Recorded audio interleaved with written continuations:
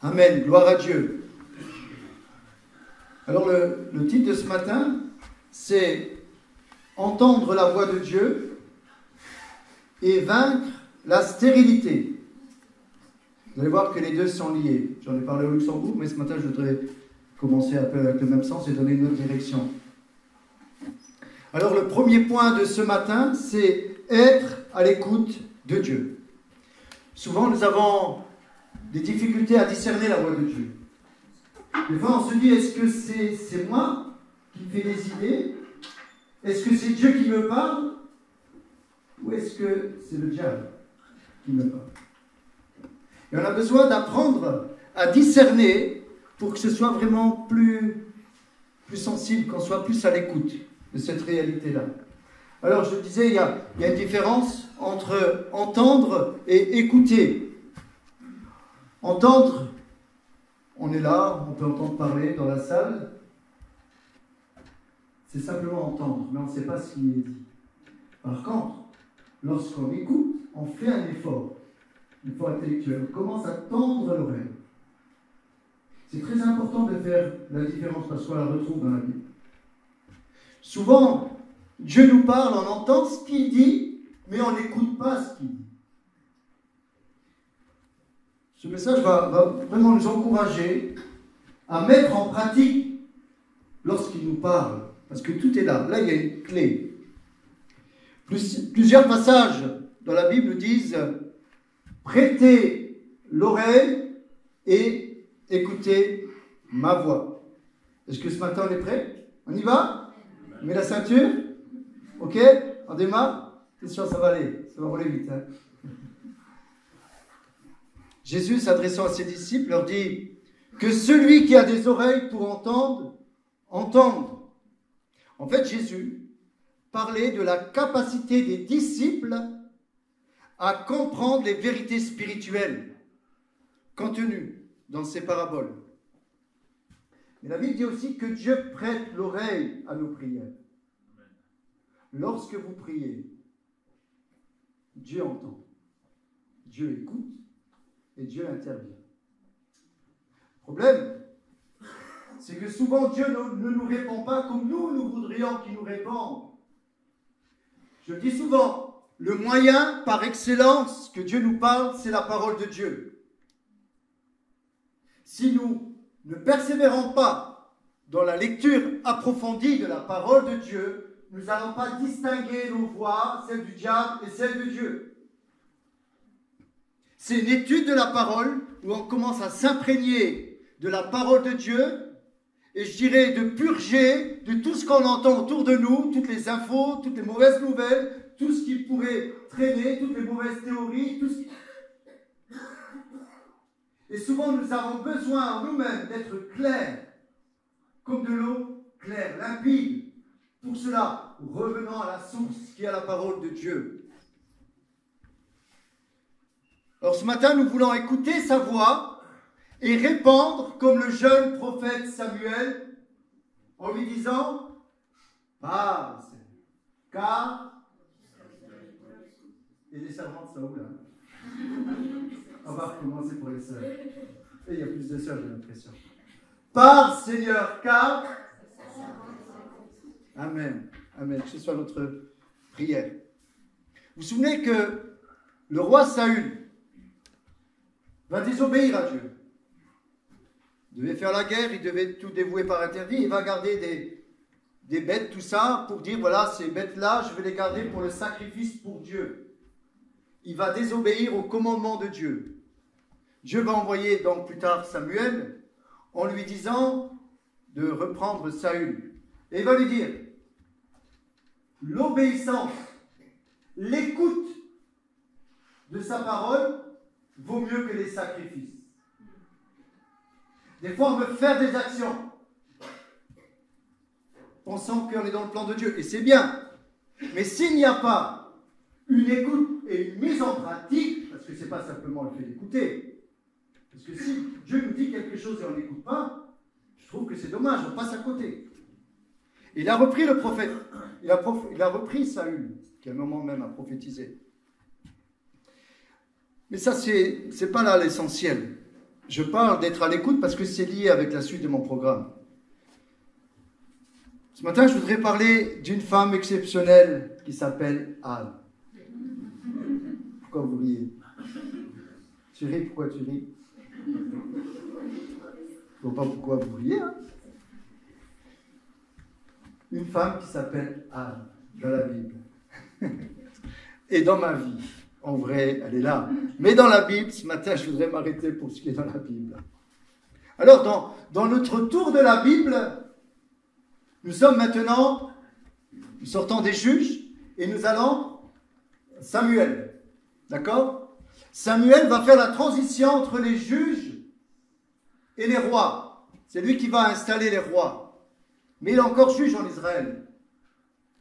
Nous allons voir la particularité de Samuel. Alors, si vous voulez bien, on va faire cette longue lecture de 1 Samuel, chapitre 1, de 1 à 20.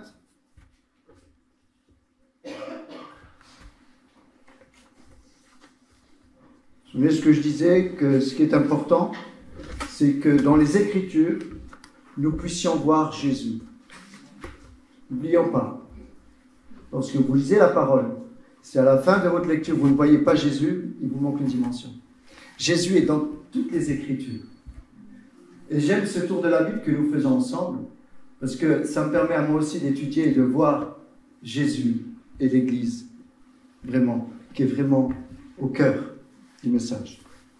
Il y avait un homme de Ramathaïm, Sophim, de la montagne d'Éphraïm, nommé Elkana, fils de Jéroham, fils d'Élihu, fils de Tohu, fils de Tsu, Éphrathien.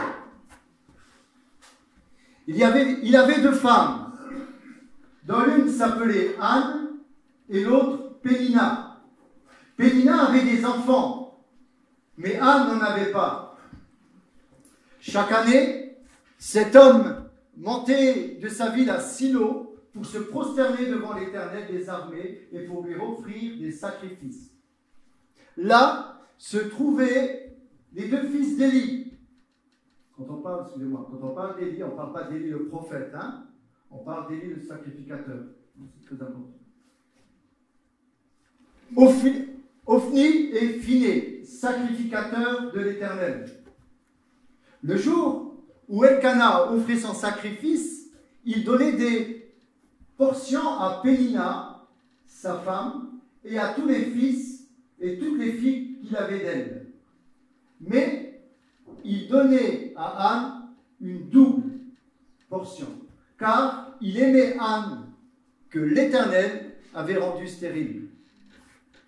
Sa rivale lui prodiguait des mortifications pour la porter à s'irriter de ce que l'Éternel l'avait rendue stérile.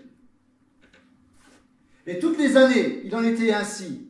Chaque fois qu'Anne montait à la maison de l'Éternel, Pénina la mortifiait de la même manière. Alors, elle pleurait et ne mangeait point. Elkana, son mari, lui disait « Anne, pourquoi pleures-tu et ne manges-tu pas? Pourquoi ton cœur est-il attristé? Est-ce que je ne vaux pas pour toi mieux que 10 fils ?» Anne se leva, après que l'on eut mangé et bu à Silo. Le sacrificateur Élie était assis sur un siège près de l'un des poteaux du temple de l'Éternel. Et l'amertume dans l'âme, elle pria l'Éternel et versa des pleurs. Elle fit un vœu en disant « Éternel des armées, si tu daignes regarder l'affliction de ta servante, et si tu te souviens de moi, et n'oublie point ta servante, et si tu donnes à ta servante un enfant mâle, je le consacrerai à l'Éternel pour tous les jours de sa vie, et le rasoir ne passera point sur sa tête. » Comme elle restait longtemps en prière devant l'Éternel, Élie observa sa bouche. Anne parlait dans son cœur et ne faisait que remuer les lèvres, mais on n'entendait point sa voix. Élie pensait qu'elle était ivre. Et lui dit « Jusqu'à quand seras-tu dans l'ivresse? Fais passer ton vin. » Anne répondit « Non, mon Seigneur, je ne suis pas une femme qui souffre. Je suis, une femme qui souffre en son cœur. Et je n'ai bu ni vin, ni boisson enivrante, mais je répandais mon âme devant l'Éternel. ne prends pas ta servante pour une femme pervertie, car c'est l'excès de ma douleur et de mon chagrin qui m'a fait parler jusqu'à présent. » Élie reprit la parole et dit, « Va en paix, et que le Dieu d'Israël exauce la prière que tu lui as adressée. » Elle dit que ta servante trouve grâce à tes yeux. Et cette femme s'en alla et mangea, et son visage ne fut plus le même. Ils se levèrent de bon matin, et après s'être prosternés devant l'Éternel, ils s'en retournèrent et revinrent dans leur maison à Rama. Elkana connut Anne, sa femme, et l'Éternel se souvint d'elle. Dans le cours de l'année, Anne devint enceinte, et elle enfanta un fils qu'elle nomma Samuel, car, dit-elle, je l'ai demandé à l'Éternel. Amen. Amen. Comme je le disais, dans la parole de Dieu, les noms des lieux, les noms des personnes nous donnent la trame, nous donnent le cœur du message.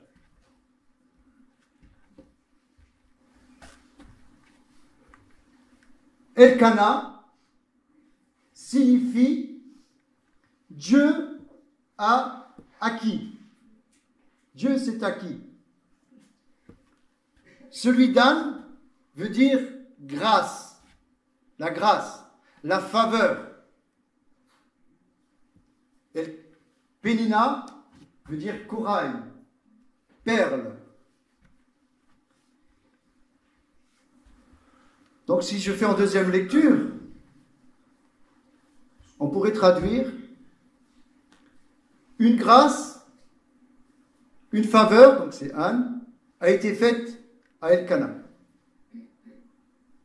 Donc Dieu a fait une grâce à Anne. Suivez jusque-là. En la rendant féconde. Dans le pays d'Éphraïm. Éphraïm veut dire doublement fécond. Alors, voilà une belle promesse pour Anne qui est stérile. Peut-être ce matin, tu es là et tu te dis, où sont les promesses de la Bible pour moi lorsqu'on parle de grâce, lorsqu'on grâce de faveur, lorsqu'on parle de faveur, dans ma vie, c'est la stérilité. Il n'y a pas de fruit dans certains domaines de ma vie. Qu'est-ce que j'ai fait à Dieu? Pourquoi Dieu me laisse dans cet état de souffrance? En plus, je suis incomprise, je pleure et on ne me comprend pas. En plus, sa rivale, Elkana avait deux femmes, une qui l'aimait, une qui n'aimait pas. On le trouve ça avec plusieurs dans la Bible, mais je reviendrai après là-dessus.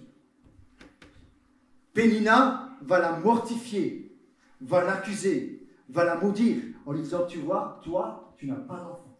Moi, j'ai des enfants. La douleur d'une femme, lorsqu'elle est attaquée, et lorsqu'elle est stérile, elle est attaquée, elle est là dans la souffrance. Et elle va au temple de Dieu, là où il y a le tabernacle à Silo. Après le passage dans le désert, elle a été mise à Silo, le tabernacle, cette tente. Et là, il y avait l'arche de l'alliance. Et donc, chaque année, Elkana, un homme de Dieu, va venir pour adorer Dieu, pour lui rendre gloire, malgré que sa femme est stérile. Il n'accuse pas Dieu. Et voilà que Anne vient avec son mari, et elle est là, et elle va rester. Elle va se mettre devant le pilier, un des piliers, un des poteaux. Vous savez, il y a deux poteaux dans le temple. Il y en a un qui s'appelle Boaz. L'autre, je ne me rappelle plus. Vous vous souvenez de Boaz avec lui? Comment? Joachim? Jacqueline et Boaz. Je ne sais pas devant quel poteau elle était, mais ce n'est pas grave. Et là, elle va commencer à répandre sa douleur. Vous savez, quand on n'est pas bien, on commence à répandre notre douleur devant Dieu. Et elle n'a même pas la force de parler. Ça vous est déjà arrivé? On prie, on n'a même pas la force de sortir des paroles, tellement laissez-moi tranquille. Ça vous est jamais arrivé? Et on est là. Et on prie intérieurement et on murmure. Et là, dans sa souffrance, elle est mal comprise par un homme de Dieu. Quelle tragédie. Le sacrificateur va mal la juger, il n'a pas de discernement. Il y a de quoi la faire quitter l'église. Hein. Il y a de quoi l'achever lorsqu'on est mal compris. Ça vous est déjà arrivé que le diable utilise des personnes pour vous attaquer. Discernez cela et refusez les attaques de l'ennemi. Le diable trouvera toujours une personne pour vous dire « T'as vu, t'es stérile dans cette vie, t'es pas béni. » Ça, c'est une flèche que je brise du diable. C'est faux. Mal jugé par Élie, sacrificateur. Il devrait s'occuper de ses enfants, lui, hein? Qu'est-ce que faisaient ces enfants au finé? Ils couchaient avec les femmes près du temple. C'était des sacrificateurs. Ils tapaient dans la marmite avec une fourchette à 3 dents, ils prenaient et ils mangeaient. Ils offensaient Dieu. Élie ne va pas reprendre ses enfants. Ça va lui coûter cher. Quand on ne reprend pas nos enfants dans le péché, c'est Dieu lui-même qui va les reprendre et ça va coûter cher. Attention à ce que nous faisons dans nos vies. Il y a toujours une conséquence à nos actes. Des fois, on ne paye pas tout de suite, mais ça vient après. Ça va être la mort. Déjà, une mort spirituelle. Et là, Élie, il va mal la juger. Anne est là dans la souffrance. Mais elle a compris quelque chose. Première clé pour notre vie. Deuxième point, c'est Dieu ne veut pas nous laisser dans notre stérilité. Est-ce que tu peux le prendre pour ta vie? Là où tu as, dans ta vie, là où il y a un endroit où ça ne pousse pas, là où il y a la stérilité, j'aimerais te dire que Dieu veut transformer cela en fertilité. Voilà une belle prière. Ça c'est... Alors écoutez, Anne, je vous dis déjà, Anne, c'est le type de l'église qui marche selon la chair. Pénina, c'est le type de l'église qui marche. Donc, Anne, pardon, c'est celle qui marche par l'esprit. Excusez-moi. Merci Anne. Anne marche par l'esprit et Pénina marche par la chair. Donc ça, c'est notre vie aussi en nous. C'est le combat qu'il y a en nous entre la chair et l'esprit, qui luttent entre nous, qui sont opposés. Galates nous le dit. Ils sont opposés entre eux. La chair et l'esprit en nous, ce combat est opposé. C'est Pénina contre Anne. La bénédiction contre la malédiction. C'est en nous. C'est en nous. Cette puissance de péché qui habite en nous, comme dit Paul. Il faut la vaincre par l'esprit. Et ne pas l'écouter quand elle nous pousse au péché. Quand elle nous pousse à juger. J'essaie d'aller plus loin. Donc, je disais, rien que dans les noms, on trouve déjà le tableau. Dieu va donner à Elkana une grâce. C'est Anne. Mais voilà, pour l'instant, il n'y a pas le fruit. La clé nous le donne, c'est Anne qui nous le donne ce matin. Elle va faire une prière qui manque des fois.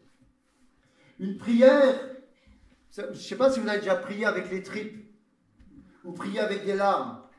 Quand les tripes se mettent en route ou nos larmes, on n'a même plus besoin d'ouvrir la bouche. On fait comme Anne, on murmure, ça suffit. Tu te mets à genoux, tu commences à pleurer quand tu veux vraiment quelque chose.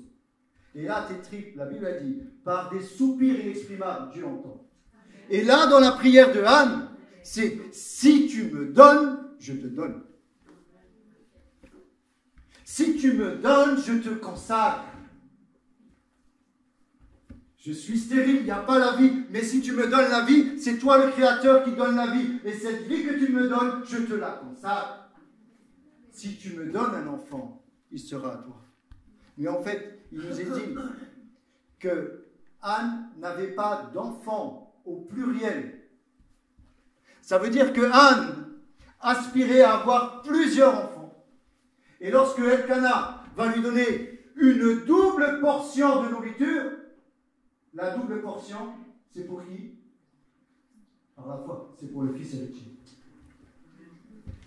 Lorsque nous commençons à prier, quel que soit le domaine de ta vie, où tu es stérile, où tu as besoin d'une bénédiction, que ce soit un époux, une épouse, un travail, quel que soit le domaine de ta vie, est-ce que quand tu vas pleurer devant Dieu, tu lui dis, si tu me donnes, je te donne. Moi et ma maison, nous servirons l'Éternel. Moi et ma maison, nous servirons notre chair. Pas beau ça, hein? Mais c'est des fois le cas, mais on ne se rend pas compte, parce qu'on glisse tout doucement. Lorsque Dieu nous a donné la bénédiction, tout doucement on repart avec. Et on n'a plus de temps pour les réunions de prière, pour la communion fraternelle. C'est important. Et là vraiment je m'adresse à ceux qui crient là, pour leur stérilité, leur demande précise. Anne nous dit, si tu dis dans la prière, Seigneur, donne-moi, ce que tu me donnes, je vais te redonner, tu verras que quelque chose va se passer dans ta vie. Le problème, on est trop égoïste. Celui qui voudra garder sa vie la perdra. Mais celui qui perdra sa vie à cause de moi, il la retrouvera. Le problème, c'est qu'aujourd'hui, on ne comprend pas ce qu'est la croix.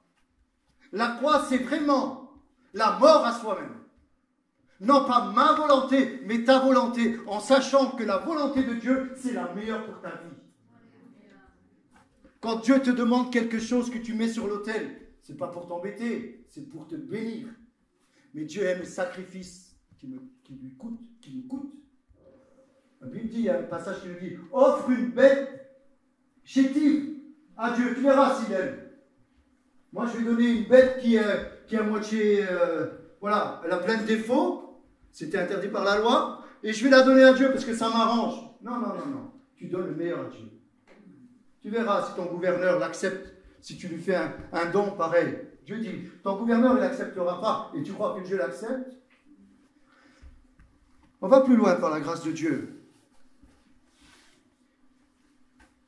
Lorsque je parle de stérilité, à quoi ça vous fait penser? Est-ce qu'il n'y a pas un passage dans la Bible? Je ne parle pas d'un frère et sœur de Luxembourg, hein, où c'est le poulet. Lorsqu'on parle de stérilité, ça ne vous pas penser à une parabole avec Jésus? Le figuier, dans Marc 11, 20. Tu peux mettre 11, 20 si tu veux. Marc 11, 20 simplement.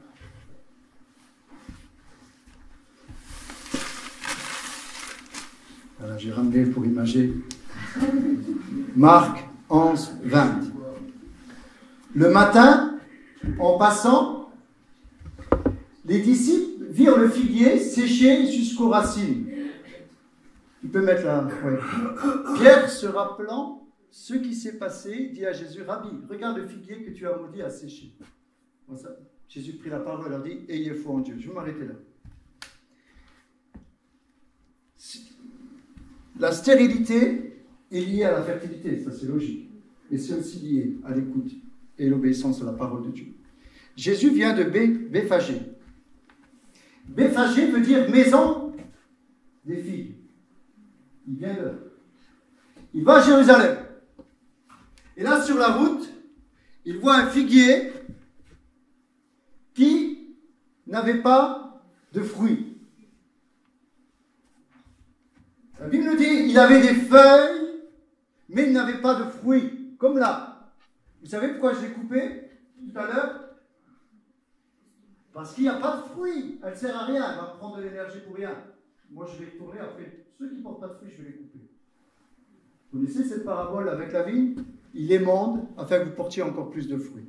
Il va couper là où ça ne va pas dans ta vie. Coupe pour que ça porte plus de fruits. Parce que la sève qui va dedans, vous savez, le chemin de la sève, elle va là pour rien.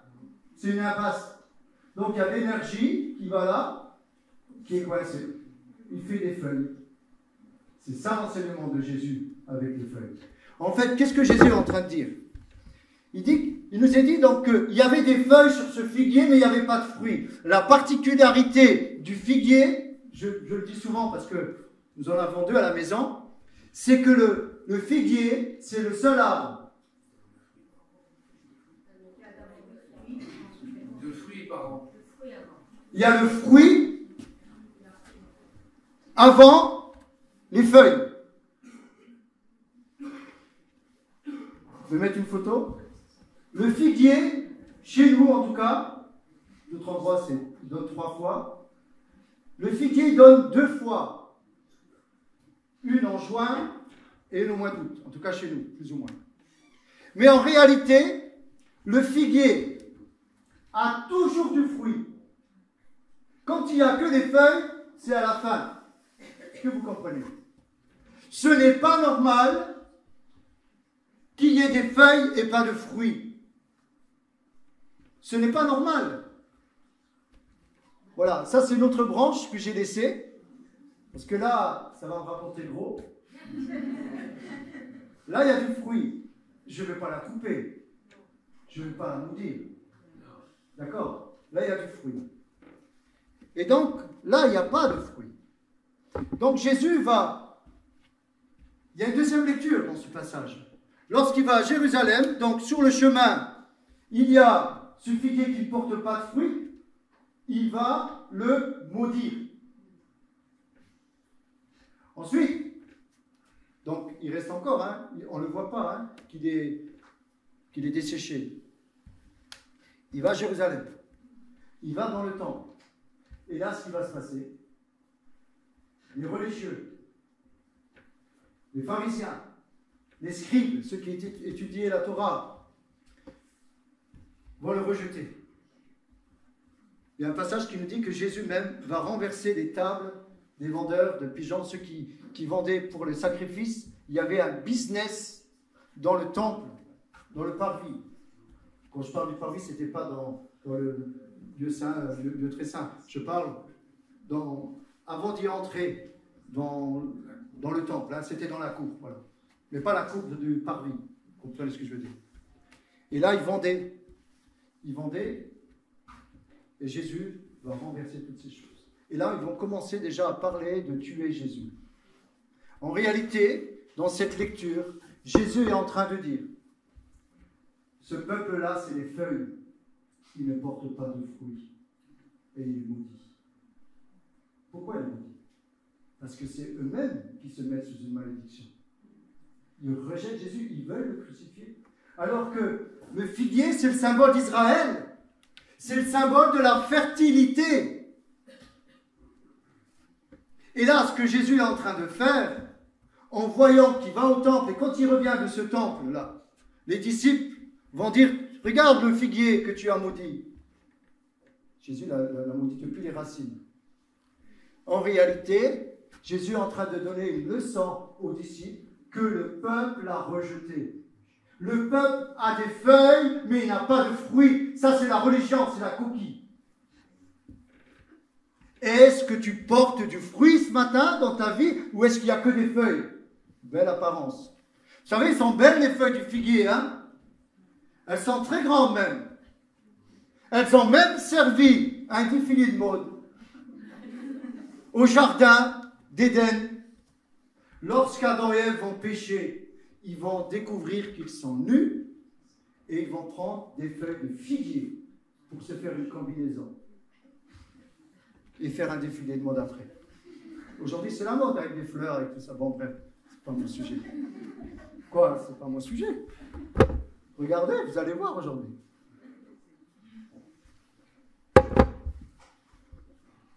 Les feuilles cachent ta nudité. Les feuilles cachent que tu es. On reconnaît le fruit à l'arbre. L'arbre au fruit. Mais il y a un passage aussi qui parle de l'inverse. Est-ce que tu portes du fruit? Le fruit, c'est quoi? La paix, la joie, l'amour, la patience, la bénignité, la bonté, la tempérance. Est-ce que tu portes tout ça dans ta vie? Ou est-ce que tu portes plutôt les feuilles, la jalousie, les animosités, les querelles, le jugement, et tout ça? Ça, c'est le fruit de la chair. Vous voyez, la dualité, c'est Anne et Pénina.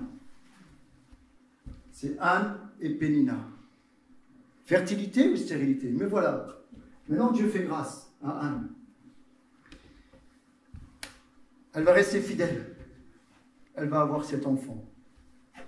Dieu va lui donner Samuel. Alors, Samuel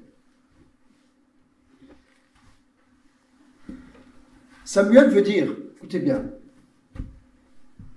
le nom c'est Shemuel, qui veut dire, il se traduit par Dieu écoute mais aussi par écoute Dieu. Parce que l'écoute est la base du dialogue. Pour pouvoir répondre à l'appel de Dieu, il faut entendre sa voix. Quand Dieu dit Samuel, Samuel, Dieu est en train de dire écoute, écoute, écoute. Dieu écoute. Et Dieu va révéler à Samuel ce qui va se passer. Malheureusement, il va lui dire ce qui va arriver à Élie et à ses enfants qui vont mourir. Il va lui dire, et ça va arriver. Alors, ce matin, au travers de ce message, je voudrais vraiment vous encourager. Vous encourager à mettre les feuilles de côté. À être honnête devant Dieu. Et de dire, Seigneur, je veux être authentique avec toi. Je veux maintenant marcher pour te suivre. Pas pour ce que tu me donnes, mais pour ce que tu es.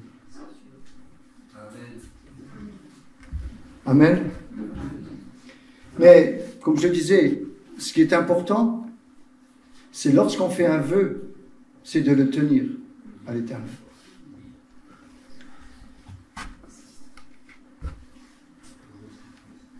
Écoutez,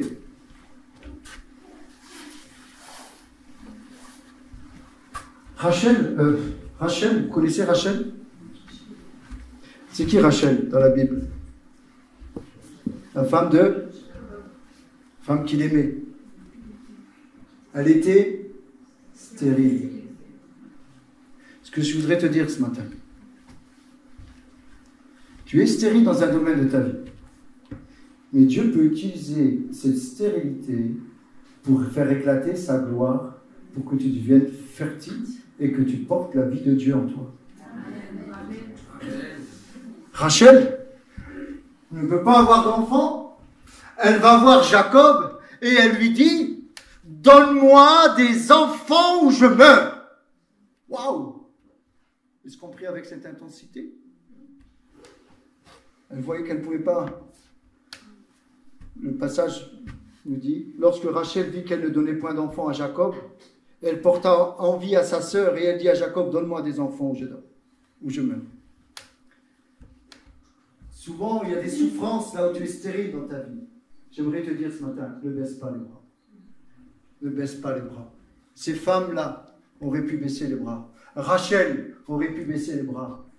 Joseph est venu de Rachel et Benjamin. Joseph, c'est le type de Christ parfait qui va délivrer le peuple d'Israël de la famine. Et si nous sommes là aujourd'hui, c'est grâce à Joseph. Donc, c'est grâce à une femme stérile, Rachel. De ta stérilité, tu dois voir la gloire de Dieu. Arrête de rester sur ta stérilité. J'ai pas de branche. Mais coupe. Coupe. Est-ce que tu veux couper dans ta vie? Tu veux un sécateur? Si tu ne coupes pas, c'est le Seigneur lui-même qui va mourir. Le figuier, il est fait pour porter du fruit. S'il ne porte pas de fruit, il sera maudit. On ne peut pas tricher avec Dieu. On ne peut pas tricher avec Dieu. Celui qui a des oreilles entend. Ne peut pas tricher avec Dieu. Celui qui donne sa vie. C'est comme le grain de blé, je le disais la dernière fois. Le grain de blé, s'il ne tombe à terre, ne meurt, ne peut pas porter de fruits. Il y a une loi spirituelle. Il y a des lois. Est-ce que tu comprends? Tu dis que tu n'es pas fertile, tu es stérile, ok, mais rentre, change. Change, refuse ta stérilité. Refuse, tu veux un mari. Prie avec tes tripes en disant, Seigneur, si tu me le donnes, ou si tu veux une femme, Seigneur, si tu me le donnes, si tu me la donnes, ça sera pour te servir en premier, et tu verras, tu seras béni. Seigneur, je n'ai pas d'enfant. Si tu as un enfant, tu dis, Seigneur, cet enfant que tu me donnes, ce sera pour toi. Qu'est-ce qui va se passer avec Anne? Elle va donner son enfant, elle va en avoir 7. Vous savez ce que ça veut dire, 7 dans la Bible? 4 garçons, 3 filles. Encore. Le premier n'était pas à elle, hein? Elle l'a donné à Dieu. 4 garçons et 3 filles. Elle était stérile. Dieu change le mal au bien. Du mal dans ta vie doit sortir la bénédiction. Tu dois porter du fruit. Tu es fait pour porter du fruit. Amen. Ce fruit-là, il naît dans les larmes. Il naît à genoux. Il naît dans le combat. Il naît dans la mort à soi-même. Dans la prière, on capitule. Seigneur, ok, je veux te servir. Alors, certains peuvent dire, oui, mais moi j'ai déjà fait cette prière. Ok, c'est entre toi et Dieu. Moi je ne juge personne. Hein. Mais j'aimerais dire, est-ce que l'intensité de ta prière est la même que Rachel? Est-ce que quand tu veux vraiment quelque chose, vous savez, c'est pas que venir à l'imposition des mains. Bien sûr, Dieu bénit au travers, hein, mais c'est pas que ça. C'est pas parce que je suis venu, le pasteur a prié pour moi, et puis ça y est, maintenant, je vais par la foi. C'est une étape, ça. Mais c'est pas ça que le Seigneur demande en premier. En premier lieu, ce que le Seigneur demande. L'obéissance vaut mieux que les sacrifices. L'écoute et la mise en pratique vaut mieux que les sacrifices. Être obéissant à la parole de Dieu.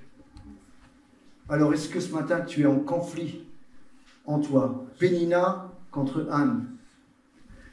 La chair. Pourtant, Pénina, c'est corail, c'est perles. Vous savez d'où naissent les perles? D'où naissent les perles? Un grain de sable. Il y a un grain de sable qui est là.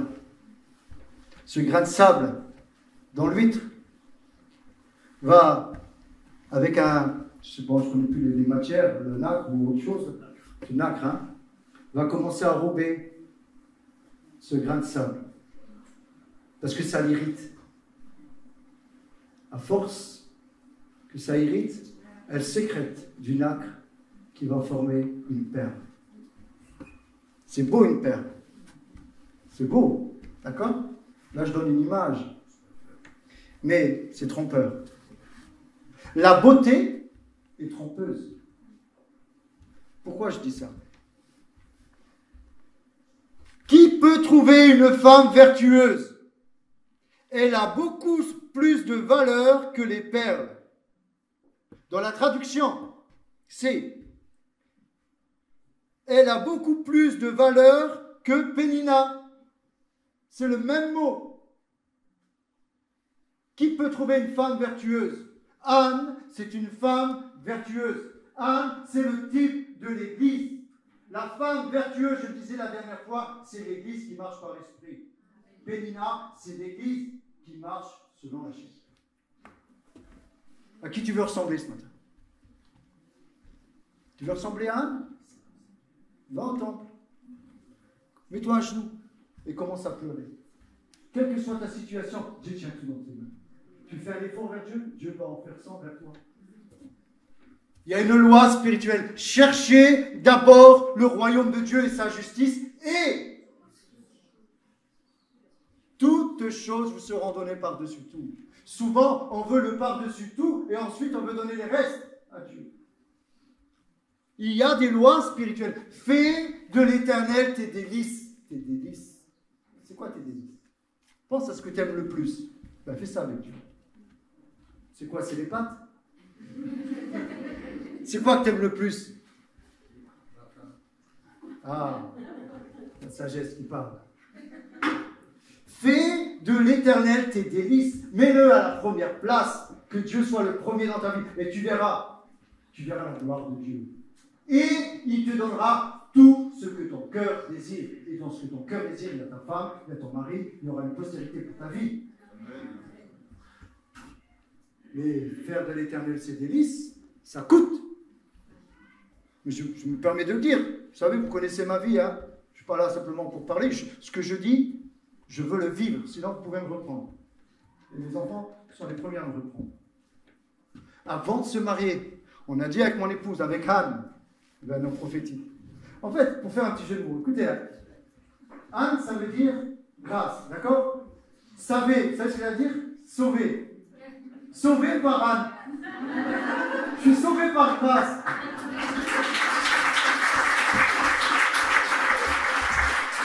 Je ne sais pas calculer.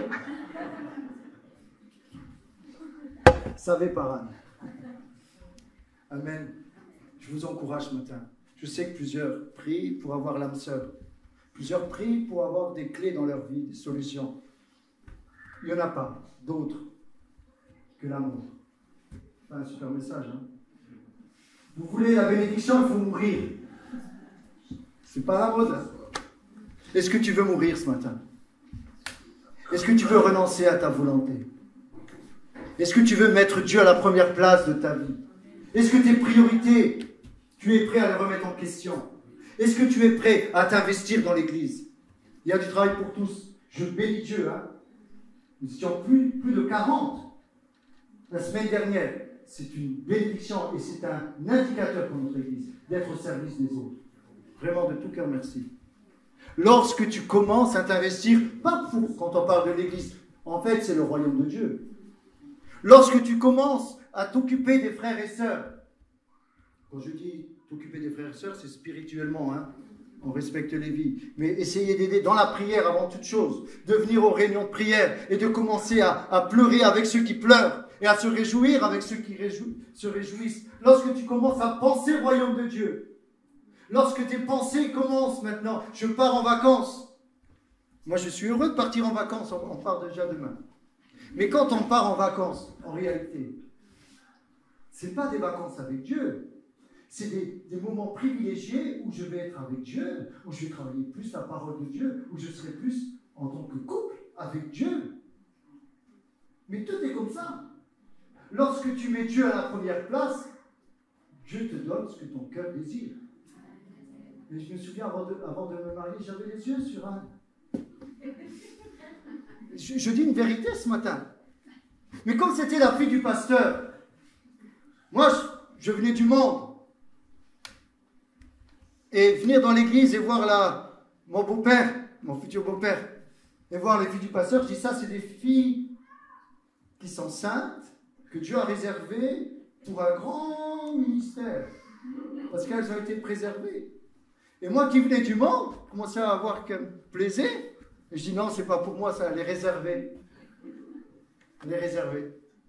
Mais la femme a commencé à venir et je ne pouvais pas l'arrêter. C'est ça qu'Ali a dit. Ne réveillez pas l'amour avant qu'elle le veuille. Parce qu'une fois que c'est démarré, là, c'est fini.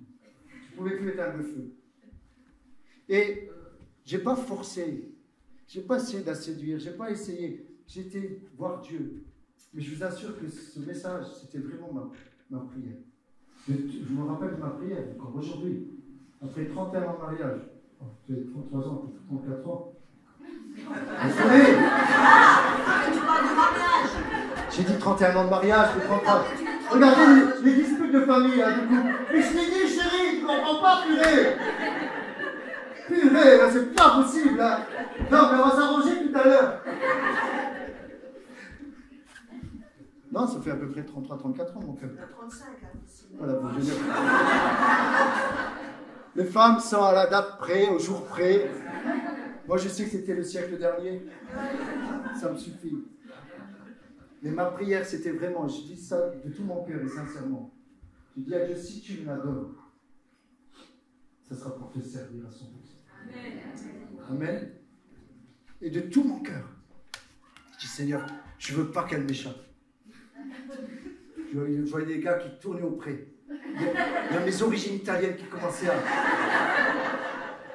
J'avais le couteau dans la poche. Mais comme je venais de me convertir, j'en avais plus le droit de tuer. J'avais appris, tu ne tueras point, c'est un commandement. Mais mes racines étaient là. Je dis, il y en a un qui l'approche. C'est même pas la peine. J'ai mis des caméras tout autour de sa maison. J'avais peur qu'elle m'échappe. Mais j'étais avec cette prière, Seigneur, si tu me la donnes, ce sera pour toi. Et Dieu a béni. Et tous les deux. Mais elle faisait la même prière après. On était tous les deux en train de prier en disant, Seigneur, on te met à la première place. Et au jour du mariage, veux-tu prendre pour époux? Oui, c'est d'abord Jésus qu'on prend pour époux. On était tous les deux avec la même prière. Et aujourd'hui, Dieu nous a bénis. Et ensuite, c'était l'époque pour les enfants. On disait comme Anne, dans cette prière, Seigneur, si tu nous donnes des enfants, ils seront à toi. Et ce matin encore, j'étais réjoui de voir mes 3 enfants louer le Seigneur. Mais je me disais, Seigneur, merci que j'ai été fidèle, et je vais être encore fidèle. Et je veux que Noémie, et puis ça continue. Mais maintenant, j'aimerais dire, je donne un témoignage parce que je vais certifier ce que je dis dans ma vie. Mais pour votre vie, pour ceux qui aujourd'hui ont eu une panne, un divorce, une séparation, se retrouvent seuls ou sont célibataires, j'aimerais vous dire, je ne suis pas là pour me mousser, je suis là pour vous dire ce matin que pour vous aussi, vous pouvez avoir, en faisant cette même prière, une grande bénédiction dans votre vie. Ne lâche pas, va, Seigneur, donne-moi des enfants ou je meurs. Waouh, quelle prière! Là, c'est des larmes, Pour pleurer, c'est bon. Vous savez, c'est une louange, c'est une prière, les larmes. Comme Anne, tu murmures. Tu murmures, même si tu n'ouvres pas la bouche, c'est pas grave. C'est pas grave. Mais Dieu voit tes larmes. Dieu voit ce qu'il y a dans ton cœur. Dieu voit ta stérilité et Dieu veut changer ta stérilité en fertilité. Mais il y a des lois. Il y a des lois, comme il y a des lois du code de la route. Si tu passes au feu rouge, Marion, elle est là, je l'ai fait quand tu t'accompagnais. Je lui explique qu'elle doit s'arrêter au feu rouge. Parce que si on se fait arrêter, mais le problème, elle est fauchée, elle ne sait même pas elle qui doit payer le PV, c'est moi. Donc j'ai dit, tu t'arrêtes au feu rouge. Il y a une loi, si tu enfreins cette loi, ben, tu auras des conséquences. Mais spirituellement, c'est la même chose. Spirituellement, c'est la même chose. Si tu restes fidèle aux lois de la parole de Dieu, si tu les mets en pratique, tu verras ta postérité. Amen. Alors, de tout mon cœur, pour ceux qui sont stériles ce matin, que ce soit même physiquement, ou stériles dans d'autres domaines de votre vie, quel que soit votre passé, quelle que soit votre blessure, nous avons un Dieu tout-puissant. Le réparateur des brèches. Hier, j'ai dû faire un entretien qui n'était pas prévu. Personne qui se drogue depuis 37 ans. Calour, Personne se retrouve à 50 ans. Défoncé. On parlait de... Bon, bref, j'ai été la voir. Plus d'espoir. Je dis, mais est-ce que tu te vois? Il dit, non, moi je me vois mort. J'ai plus l'avenir. Mais je dis, mais la vie, tu sais, elle est belle. Non. Toi, tu ne sais pas ce que c'est. Depuis 13 ans, en train de prendre de la drogue. Mais le pire, il m'a dit, c'est pas la drogue. Le pire, c'est l'alcool. Le pire, c'est l'alcool. Je lui dis, écoute, moi, je ne suis pas psychologue. Fais des cures, c'est bien. Moi, je peux simplement te dire une chose. C'est que nous, on a le Dieu de la vie. Et on va le prier. Il me dit, tu sais, j'ai vu le diable. Un moment, il a vécu une expérience spirituelle avec la drogue. C'était pas un délire, Il dit, c'était pas un délire. Il a touché à des puissances. Je dis, je te crois. Il me dit, moi, je ne peux pas dire ça au psychologue, sinon il m'interne. Je dis, non, mais je te crois, moi, j'ai déjà vu des personnes faire le serpent, j'ai déjà vu des personnes parler avec une autre langue, je sais que ça existe.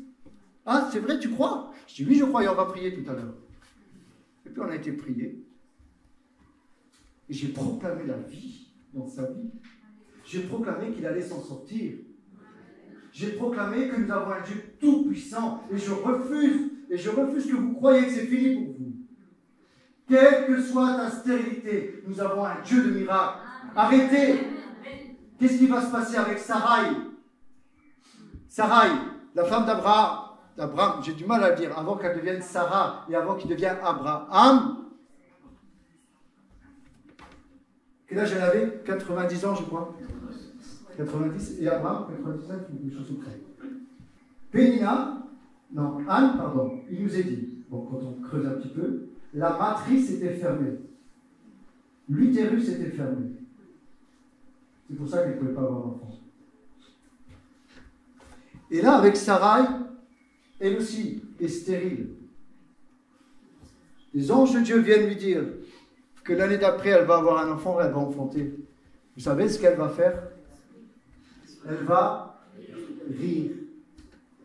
Moi, à 90 ans, avoir un enfant, à l'époque il vivait plus longtemps, hein. Humainement parlant, on rit. Dieu ne rit pas. Dieu va dire, pourquoi t'as ri? Non, je n'ai pas ri. Si t'as ri. Non, je n'ai pas ri. En plus, elle ment, parce qu'elle a peur. Quand on a peur, on ment. Et là, Dieu va lui dire, n'y a-t-il rien, prends-le pour ta vie, cette promesse, et je termine avec ça. N'y a-t-il rien qui soit étonnant de sa part? Le bras de Dieu n'est pas trop court pour agir. Où est ton défi ce matin? T'es stérile ce matin? Ben alors que c'est stérile, coupe et laisse sortir maintenant quelque chose de nouveau. Amen.